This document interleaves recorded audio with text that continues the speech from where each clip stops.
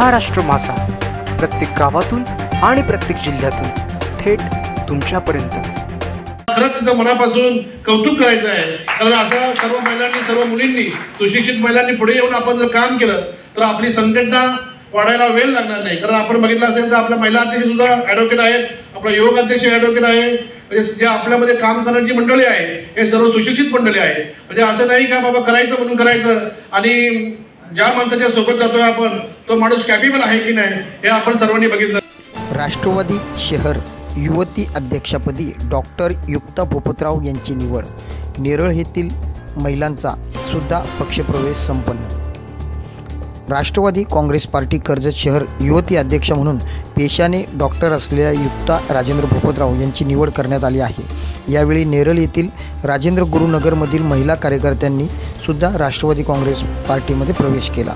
राष्ट्रवादी काँग्रेस पार्टीचे नव्याने सुरू झालेल्या जनसंपर्क कार्यालयाच्या सभागृहात राष्ट्रवादीचे नेते सुधाकर घारे यांच्या प्रमुख उपस्थितीत नेरळ येथील राजेंद्र गुरुनगरमधील महिलांनी प्रवेश केला। राष्ट्रवादी पक्षाचे काम पाहून आज महिला वर्गसुद्धा पक्षामध्ये सक्रिय होत आहे। आज पक्षाच्या महिला तालुका अध्यक्षा या स्वतः वकील आहेत, आपले युवक अध्यक्षसुद्धा वकील आहेत आणि त्यातच नव्याने होत असलेल्या कर्जत शहर युवती अध्यक्षसुद्धा डॉक्टर आहेत। ही आपल्या पक्षासाठी अभिमानाची बाब आहे, असे मत सुधाकर घारे यांनी व्यक्त केले।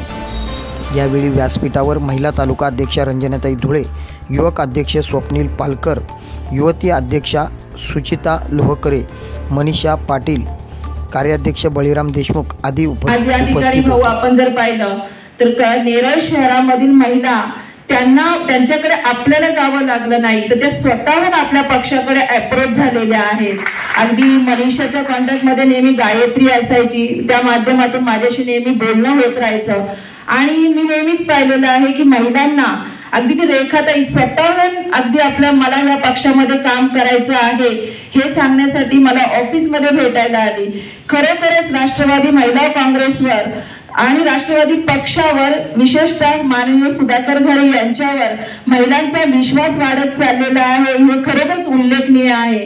आणि येत्या काळात कोणत्याही निवडणुकीला सामोरे जाण्यासाठी या ठिकाणी उपस्थित असलेल्या माझ्या सर्व नेरळमधील महिला भगिनी ह्या निश्चितच अगदी तळागाळातील महिलांपर्यंत पोहोचून, कार्यकर्त्यांपर्यंत पोहोचून आपले हात बळकट करतील असा विश्वास मी या ठिकाणी व्यक्त करते। आणि त्याचबरोबर या सर्व महिला भगिनींच्या ज्या समस्या असतील, काही अडचणी असतील त्या सोडवण्याचं काम माझी महिला संघटना, त्याचबरोबर सर्व पदाधिकारी आणि सगळ्यात महत्त्वाची गोष्ट म्हणजे माननीय सुधाकर घारे सदैव तत्पर असतील अशी ग्वाही मी या ठिकाणी देते। आणि सर्वांना पुन्हा एकदा नववर्षाच्या शुभेच्छा आणि सर्वांचं कर्जत तालुका राष्ट्रवादी काँग्रेस पक्षामध्ये स्वागत, अभिनंदन आणि शुभेच्छा देते आणि रजा घेते। धन्यवाद। एक दिवस अगोदर सर्वांना नवीन वर्षाच्या मनपूर्वक शुभेच्छा देतो।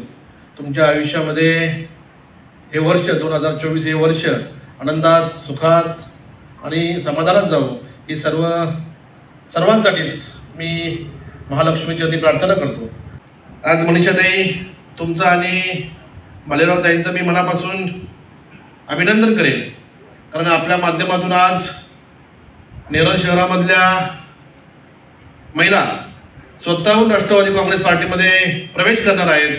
मी तुमचं सर्वांचं मनापासून राष्ट्रवादी काँग्रेस पार्टीमध्ये स्वागत करतो। महिलांनी राजकारणामध्ये असेल, समाजकारणामध्ये असेल, स्वतःहून पक्षामध्ये असेल, सामाजिक क्षेत्रामध्ये असेल आपला सहभाग दाखवला पाहिजे, जेणेकरून ज्या महिला काम करू शकतात ते एखादा पुरुष असेल, एखादा राजकीय कार्यकर्ता असेल ते करू शकत नाही।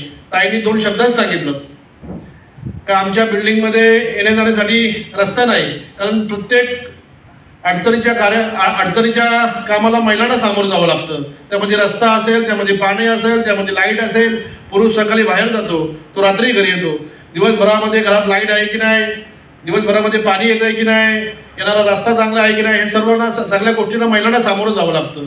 पण मी राष्ट्रवादी काँग्रेस पार्टीच्या माध्यमातून आपल्याला शब्द देतो, मी जिल्हा परिषदचा उपाध्यक्ष होतो। जो नेरळ शहराचा विकास झाला असेल, जो नेरळ शहरामधली कामं झाली असतील ती राष्ट्रवादी काँग्रेस पार्टीच्या माध्यमातून झाली आपल्या सर्वांना माहीत आहे। आणि यापुढे तुमची काही छोटी मोठी कामं असतील, मला मगाशी दोरका वेळेचं काहीतरी सांगितलं, तोही रस्ता मी प्राधान्याने करण्यासाठी माझ्या मित्रांना सांगितलं की बाबा ते काम प्राधान्याने घ्या, ते काम आपलं झालं पाहिजे.